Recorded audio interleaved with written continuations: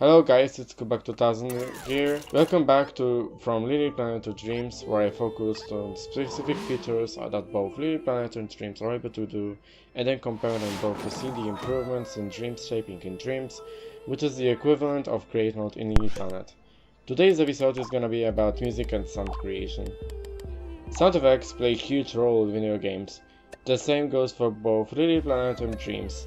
It determines what kind of music should be played on a level, to make it fit a certain mood, for example, or it makes us choose the sound effect accordingly to the various event happening in the level. How does LittleBigPlanet handle this? Well, when it comes to music, we have two options. We either put a pre-made music by either music compositors or artists or by Media Molecule. Most of them soundtrack being dynamic music, which I will get into that later. Licensed music created by various artists, which obviously I cannot pay to you guys because of the license requirements, and music sequencers made by Media Molecule themselves. Or we create our music in music sequencer by yourself, which is also what I will get into later. When it comes to dynamic music, you can choose one of the songs and then put it in the scenery by placing on any object, just like any other music piece. On a tweak menu, we can turn the volume of each channel up and down, and these can be dynamically set during gameplay.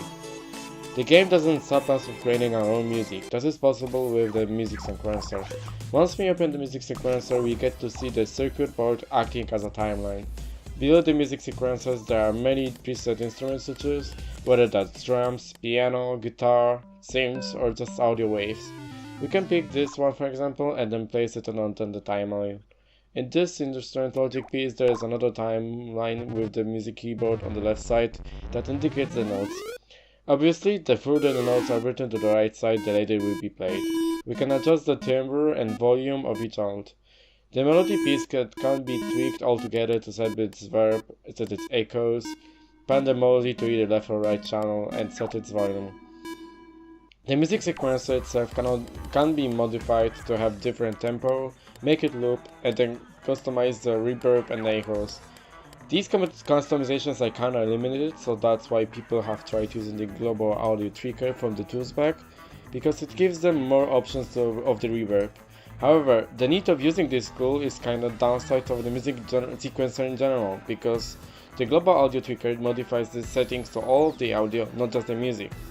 Also, another downside is that you cannot add too many instruments to one track, otherwise the music sequencer temperature will fill up, disallowing you to do anything else with it unless you start removing unnecessary instruments. The biggest downside though is that you cannot create your own instrument by coding it with a microphone. Thankfully, the music sequencer limits didn't stop the players from making truly astonishing songs, even with the different genres. Here are the examples.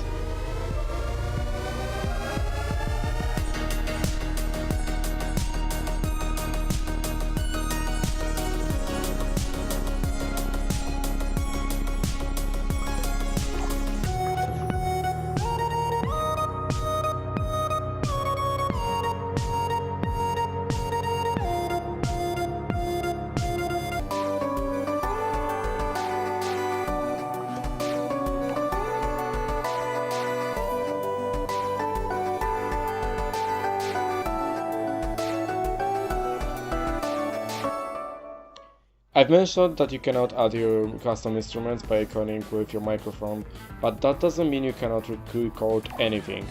There is a logic piece called Magic Mouth, where after you insert any text for this piece of logic to say, you can either make it silent, choose one of the preset gibberish sounds, or make a custom voice line through your microphone. So this is me trying to record stuff from Magic Mouth. Yo yo yo. Yo yo yo. You can also record your voice by set on acting movement for Sagbot. What up? It's me and I'm talking stuff. It's me and I'm talking stuff. And these tools were in fact the only way to play for the players so they could actually import any music they wanted and put it in their own levels.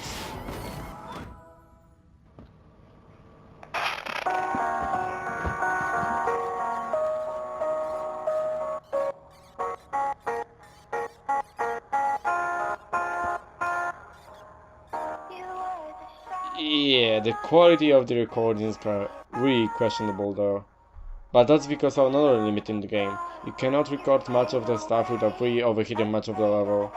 It would just not fit even the abysmally small RAM size PS3 had back in the day, which was like 420 megabytes, and even then was divided so the 256 megabytes would be treated as a video RAM and the rest as an actual usable RAM for games. So MIDI Mulker had to do a lot of sacrifices just for this feature to be there in the first place. What about sound effects? These can be also made by the Magic Mouth, but it doesn't make much sense due to the poor quality of the recordings. So your best bet is to go to remade sound effects page, and there are many of them. These are divided into categories, so if you want to, for example, have a car engine sound, you could find it into the transport category. These sound effects are either single or continuous. They can also be manipulated by choosing their pitch or volume, and these can also be dynamically modified by the logic. Well then, how different Dreams is with this aspect? Well, when it comes to music creation, it looks like it's much more complex. At first glance, everything seems to be in the same ways as in LittleBigPlanet. You create a timeline where you can add the instruments in the same order as in LittleBigPlanet, but similarities end up here. Once you open the instrument, there is an empty board which you can customize by placing special filters on it, which by the way are really customizable. Anything you'd imagine such as timbre, reverb, volume, distortion, or even modern filters such as sidechain are in place. As you can see at the screen, there are button instructions near the imp which indicate arrow buttons on square, X, circle and triangle buttons, and what note is assigned for each of them. By using a controller you can change the octave, and it looks like by pushing sticks you can set the notes both to be major or minor, or even set as what it looks like the first note on the buttons. By pressing one of those buttons on the board you will start playing a note. Running the imp to one of those filters would cause the notes you play to be modified in whatever way you set them. Writing notes to your song is as simple as pressing a button to start recording, and you'll be able to record any note you play. However, if you'll not enjoy this user interface the game brings, and if you're more familiarized with the melody creation as in LittleBigPlanet, worry not, because there is also this classic view, and you can create the melody this way instead. What's really cool with the whole music creation is that you can create your own instrument by recording anything you can using your own microphone. Go.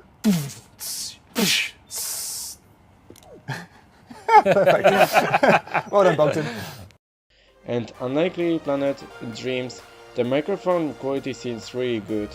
After you record stuff in Dreams, the game creates a sample. With it, you can choose the fragments which interest you the most, and then either make it so each button is assigned for each audio fragment, or use just one audio fragment to make a melodic instrument. And if you don't want to create your own instruments, there are many to choose already in the game. Just pick one from the wide collection, place in the timeline, and that's it.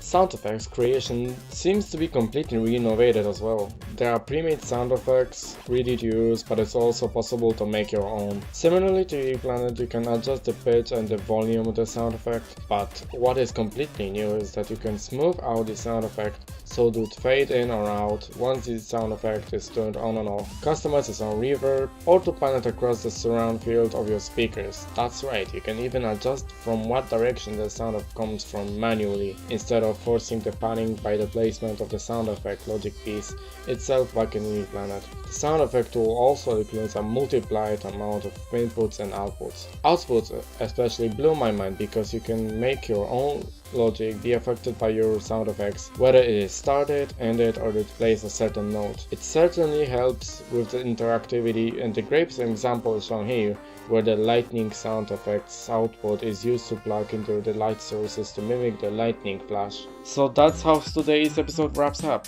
Thank you for watching. If you liked this video, be sure to leave a like or a dislike if you didn't.